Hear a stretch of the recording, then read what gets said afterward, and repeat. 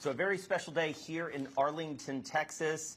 Two guys we have come to know pretty well for their achievements in sports. Jerry Jones, Roger Penske, thank you so much for being with us to talk about a massive project you guys are doing together. You know, talking about this massive project, how long have the two of you known each other? Well, I think we go back 25 years, I think, first time that we met. And I think I mentioned it before. I had to give a proposal to the owners, and Jerry was in the front row, I remember, to try to get the Super Bowl to come to Detroit. So we're back here again for another iconic moment. Well, it took Roger and a great Detroit group to get that Super Bowl, because was a mentality of, man, have your Super Bowl where the sun is shining on January. We can go play golf. And here comes Roger Penske leading the charge through the door, saying where this Super Bowl needs to be is where it can be cold, but the feelings will be warm. We'll warm it up for you up there. Well, and he was unquestionably the figurehead or the face that was persuasive to the NFL owners for us to go that way. Now, the Fords are so beloved, and leading the pack for the Fords would be me. I truthfully will tell you that when I got involved in the NFL, one of the motivating things was the fact that the Fords had the Detroit Lions, a part of America, part of the automobile business, was a part of the NFL through the Fords. So I was excited about being there, and I was very all ears, open-minded when Roger was touting the Detroit application. Well, you made a difference, I can tell you. Our city today, that was really, I think, the pivot for the city of Detroit to where it is today, was that Super Bowl in 2006. And so obviously you've stayed in touch over the years. So how did this combination of such strong people and so many teams actually happen? Well, I'd say that it really, my son Greg, we bought the Speedway and always a series in 2000, and we were looking at major locations that we could bring our series to, and there was no question that, that Arlington and Dallas just stuck out. We need the contact there. So through relationships we had with Jerry's team, and certainly that manifested over a number of years. It didn't happen overnight, because this is a thought process. The fact that how we do business, our experience at the Speedway now, I think gives us, the capabilities, and obviously to be able to come here and tell Jerry, we're going to come here and bring something the way you do business. All right, so Jerry, talk to us about the scope and scale of this. I mean, there are going to be race cars going around these streets in just a few years. What is this compared to in terms of of what you've done already here in Texas? Well, the image, if you will, from looking at 5,000 and 10,000 feet, is that this is a happening that's going on really in not only the Dallas area, but for the world to see. But the Dallas area is having the event, and that is the key. We're used to appealing to 30 million people, and of course our good friends at Fox are going to be so involved with us in how to present this race. I know that, for instance, when we had the Super Bowl here, we were just enjoying our second year, and Mr. Murdoch called, and he said, we're going to make the stadium the star of the show. Well, how do you do that when people are looking in to see the ball game, the Super Bowl? Well, they were able to do that. And for instance, my ex-coach, Jimmy Johnson, and I walked around the stadium and talked about old times and talked about some of the nuances of the stadium. Well, what will happen here is we'll not only have millions of people that are looking at this race, but we'll share the nuances of what this race is about. And it will be certainly those cars going 200 and something miles an hour around all these streets and around all these great sporting venues. But it will also be about, as far as the millions of eyes that are looking at this thing, it'll be about Roger Penske. It'll be about Cowboys. It'll be about tradition. It'll be about sports. But in the medium, it'll be about racing along these streets. And I would hope that we're establishing something that'll last a long time here. When you look at this area here, so much has developed around AT&T Stadium. What is the vision now? I mean, you're adding this. Is this the end, or are you planning to do more in this area? Well, this race, I'll start, Roger. This race is a part of the building, if you will, of this area. Personally, the way that I look at sports and the interest in sport and what sports brings to our society, what sports brings to commerce. Roger is such an innovator in the world, and he took racing and he made it a part of a lot of things. Fox will tell you that. I'll tell you that. I've taken a lot of what I've done off watching what Roger Penske does in racing relative to selling the sport or selling sports in general. That's what this is about, and there's nothing like it, sports, that moves the needle anywhere, and it can go against all kinds of products, services, disciplines. Sports is a unique, speaks to emotion. I think when you look at an anchor tenant, an anchor event, and what Jerry's done here to take the stadium and build it here, just look outside here and you can see it. And I think a word I use every day is utilization. What the city of Arlington's doing is taking Jerry and the other teams that are here and utilizing, their capital, their people and their vision to make this much greater. And I think we're just going to be a part of that. We want to be part of the woodwork here as we go forward. And so what are we going to see here, Roger, in terms of like how many people, what's the sort of the economic element to this? Because you put on races all over the world, about 17, I believe, in 2025 for the IndyCar series.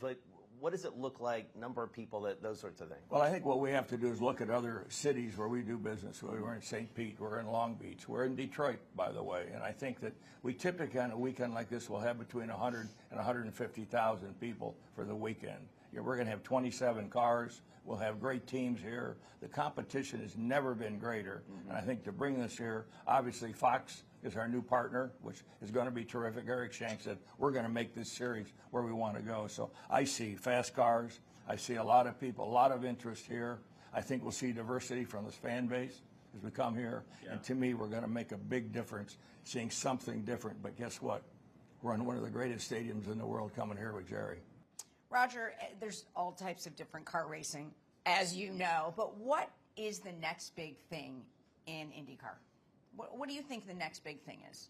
Well, I think that what we've done this year is we've taken hybrid. As you know, in the automobile business today, hybrid is a bridging strategy, and we're now taking that into our Indy cars, and we'll take that to the next level as we get into 26 and 27 beyond. And I think we're going to see more aerodynamics. We're going to see the hybrid technology for a powertrain. And obviously, the number one thing we're doing with our new car is safety. So, Roger, picking up on that, racing is having a moment. Next weekend, a lot of people, hundreds of thousands of people are going to be down the road in Austin at the Circuit of the Americas for Formula One. How do you, pun intended, draft off of some of what's going on in the broader motorsports world to grow your business? Well, I think what I've said to our team is we got to focus on our business. I do that every day, Monday through Saturday or Sunday. And I think we look at open wheel racing that we have here in the United States. It's the highest technology. It's the fastest cars. And I think we want to continue that. And then it's the diverse. Remember, we run on street courses like here in Arlington. We run at Indianapolis, where they qualify at 244 miles an hour. We're running at permanent road courses. So ours is diverse. And we're going to keep that. It really is our total. And that's going to be our monitor, is going to be diversity from the standpoint of the types of racing that we do here in the United States. Jerry, you've gotten into a lot of businesses, but why did you pick this one? Well, first of all, I love sports. Sports is very unique in terms of the word business. It's bottom line, but it's really not bottom line like you would have with the grocery business or the automobile business. There's more to it. Sports is about tradition. All you have to do is go up here to that St. Elmo Steakhouse in Indianapolis and be around where where the big races have been over there. Have a shrimp cocktail for that. It's about tradition. It is about entertainment. And therein lies the innovativeness of a man like Roger Penske, or if you will, what we can do in the NFL to make it entertaining. But here's the deal. Real sports is about really putting it on the line. It isn't make-believe. It isn't staging. It isn't produced. Real sports is real competition. Now, these guys behind the wheels, they're putting it on the line. That's not funny. They are competing, and they're competing with everything. In my sport, in football, those guys have to call on themselves to give it up. That's not natural to get out there and get in front of 300. God tells you to get out in front of 300, not in front of it. So when you have sports that actually calls on people, then it transcends other phases of life. Because out here in real life, we're having to get called on, and this isn't make-believe out here in real life. So sports identifies with that.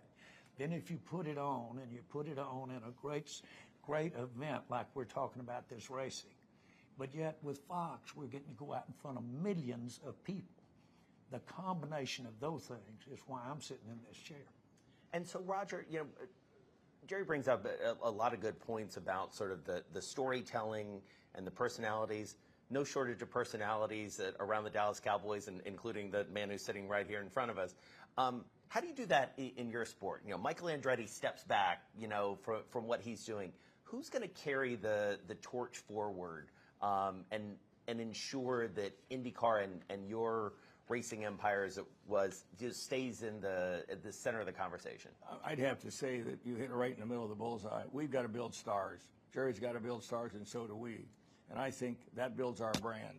I would say for us, racing has been a common thread through our company for 50 years because it shows teamwork, it shows effort, it shows integrity. And I think from my perspective, as we build this sport, we've got to give the fan, my son calls them guests, that come to your stadium, come to your track and experience. They want to tell their neighbor. It's all about telling people, I had a great time and I want to come back. But then when you can put that across a stadium like we have here in Arlington, it's a double hit for us. And I think our goal is to build the new gardens, build Alex Pelos. We've got some great young guys coming up through the series. It's like any sport. The big guys retire. I don't think there's enough jobs for all of them to be announcers at this point. So your jobs are safe right now. But anyhow, but I think it's about continuity. It's date equity. People know we're going to be at Indianapolis in May. We're going to be in March of 26. We're going to be in Arlington. Those are the things that we have to do to draw in this network of people and fans that we have around the world. And so, Jerry, NFL, sort of like racing, never short on headlines. I think that's fair to say. Largely owing to you. You're good at making some headlines. We're sitting here with Bloomberg. The biggest headline right now is new money coming into the NFL. You guys approved private equity coming in. What does that mean for you? What does that mean for you as an owner and you as the Cowboys? When I got into sports, not playing, but when I got into sports as it pertained to business, I know football didn't work. The Cowboys were losing $1 million a month cash flow when I bought the Dallas Cowboys. There was a great model of publicity, huge coverage in media, but that's not marketing. Marketing is when you use the pub and use the interest to have enough left over to come back and get to go again. Well, sports, as it pertained to pro football, was almost a charity. It had to be really wealthy to be involved. I was not that wealthy to be involved. So you had to have a model that somehow brought the juice back. No school, no family, no city, nobody can be what they have potential to be if they're broke. You have to have some financial substance to really show out and be everything you can be for entertainment. Consequently, the business model for me has always been a major interest for us. And consequently, sitting here with Roger Penske, this is running with the ball off tackle. This is helping football to be sitting here with Roger. This is helping racing to be sitting here and a part of the NFL and doing the races around these type of venues. It's cross promotion. but it's all real. It's very real. It's sports. I had a guy one time tell me, Dan Burke, he was chairman of Cap Cities. And he said, Jerry, you're at the right time of year. You're in the fall. It's when we like to have the people in front of the TV screen to make decisions. He said, secondly, you got the right brakes, unintrusive brakes, so that we can say some messages. Put all that on the side. What it is, you're a soap opera 350 days a year. You've got them talking about you because you've got so many guys, so many people out here creating stories 365 days a year. He said, when we make a movie at ABC, when we make a movie, we have to spend as much to promote it as we do to make the movie. Football does that for us when you promote it. And he said it shouldn't be powder puff stuff either. Ought to have a little controversy with it. So with that in mind, right off the bat, it influenced me. When it gets slow around the Cowboys, I stir their butt up. I think we have the receipts. We all have the receipts to prove that. So given that, you have built, inarguably, the world's most valuable sports franchise. Now with institutional money coming in, how does that affect you? Do you think about selling a stake, or is that for the other folks in the league to do? Well, my complete thought is the viability of the game, viability of sport. And anytime you have an attractive place to attract capital, then that gives you a sense of the strength or the viability of the sport. So when I look ahead from now, as I look into the future, that being able to take and sell parts of these teams, the demand being there to invest for parts of the team going forward, because I think there's huge growth left. When I look at that, I see a plus for running off tackle and throwing touchdown passes for the game itself. I've got to imagine your phone's blowing up with people that are interested. Well, I'll say this. I never thought that my family's involved and have been involved from the very beginning. It's the very best part of having been with the Dallas Cowboys all these years is to have my entire family. As a matter of fact, the things that I usually get credit for were not only their ideas, that my children executed them for us, including my wife, who's very involved with what we're doing. So the involvement, I attest, I'm here to say that I thought I'd done a little something when I bought the team. I knew I had a rough road ahead because it financially didn't work. I had no idea that being a part of my passion, something that passionate that I was about, that would cause me to try things. That worked. Let's try it again and keep trying. And it caused me, because I was in my passion, to do something I never thought I could ever attain or even try to do. So we're sitting here right by AT&T Stadium. You're going to see cars going on. When both of you think about this and what it's going to mean to Dallas and to racing, what goes through both of your minds? Well, I think one thing that we can't miss here, the stature of the sport, whether it's the NFL or it's IndyCar, is the brand. Mm-hmm. And think about the sponsors, because of what we've done in IndyCar and what Jerry's done with the team in NFL. That's the bedrock here. We talk about people that want to invest.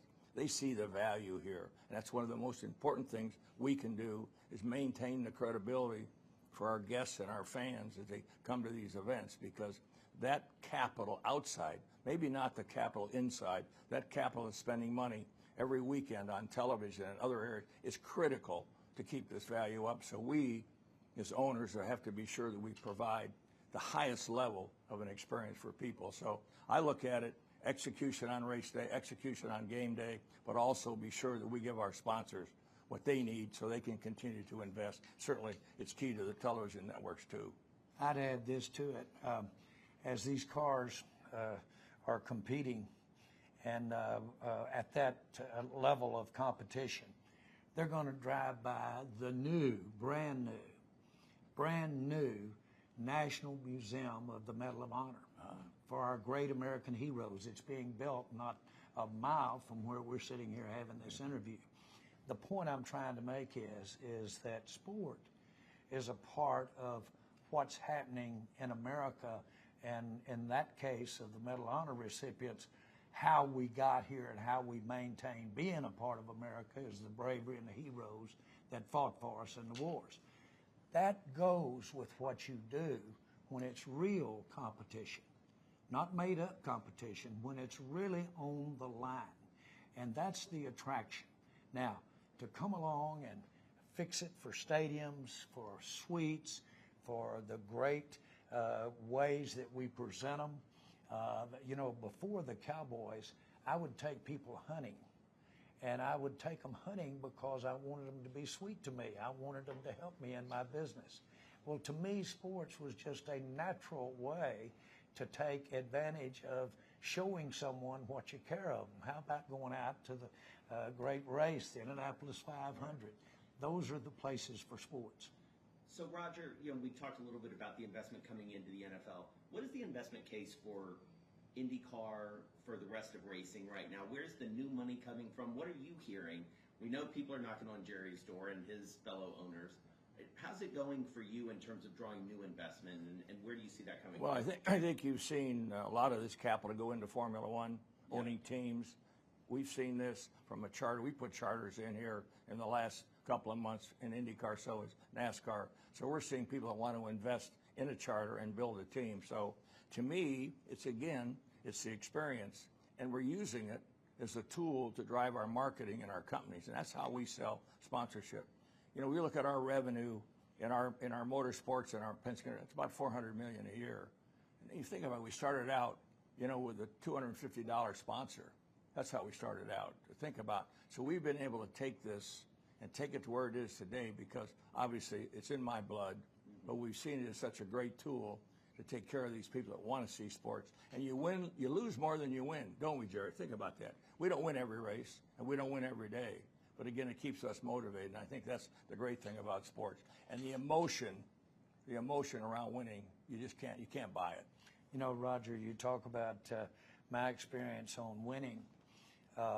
Only about 2% of the time, in my mind, do you have a euphoric feeling around sports. Sports is work. To participate, just think about it as a player. That's go to work time. That's nothing. Again, I mentioned natural. It's go to work. It's a lot of being dissatisfied. I was not happy in college. I wasn't happy because I thought I was going to be the greatest running back that's ever hit college football.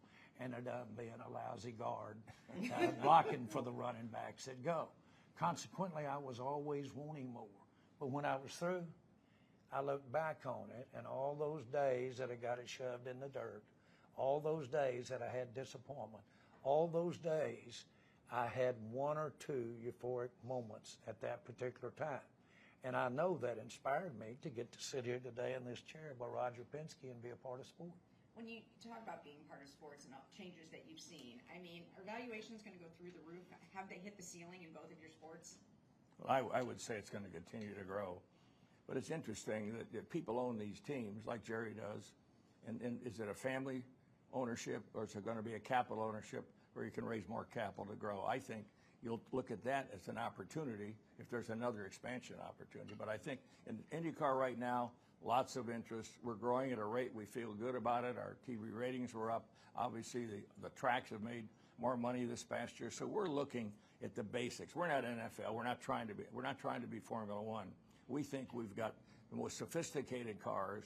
We have this diversity from the standpoint of the tracks that we run on, and we need to stay in our lane because this world is big. There's a lot of people like racing, and I think we need to be sure that we're promoting our sport every day. And to be able to partner with someone like Jerry Jones and the teams down here, it's just amazing. It just accelerates us as we go forward for the quality of what we're trying to produce. And so, Jerry, for you, on the valuation question, do values get higher faster now with all this new money coming in, do you think? Well, I think it's, again, capital is important, but it's only one of the ingredients from the standpoint of value as far as that's concerned. But the big thing that I look at is that we are all in different situations. I completely understand. I'm from the natural gas business originally. And I coveted getting to be a part. I went to the 500 up there in Indianapolis. I went to those sporting events, saw the great fights. I just couldn't stay away from sports. And I would take people that I was wanting to be good to, my clients. I'd take them to sporting events. I'd hunt with them. I'd do all those things.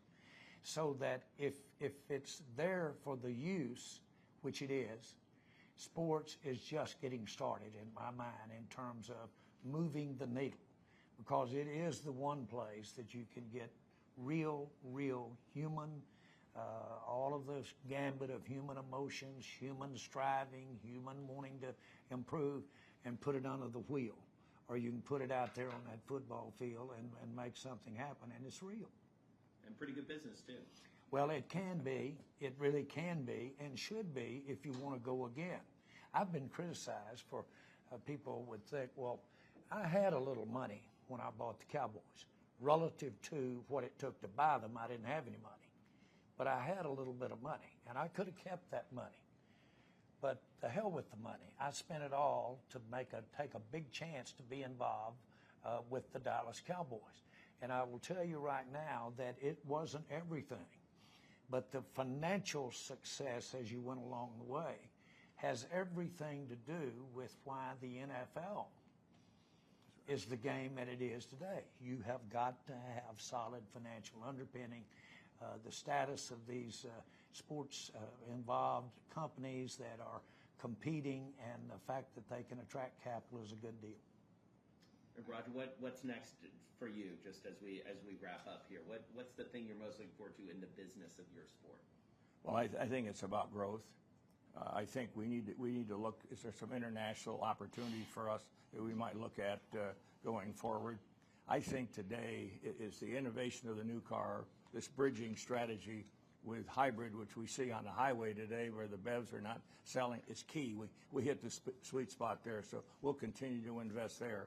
And again, look for opportunities like we have here with Jerry and the team here in Arlington and Dallas is amazing. So for me personally, that's where we're focused on. We don't want to have 100 races. We want to have the best races and bring something to the community. Because when we come to the community, we do more than just race. We reach out to people that need help. And that's one of the things that I want to be sure we give back going forward.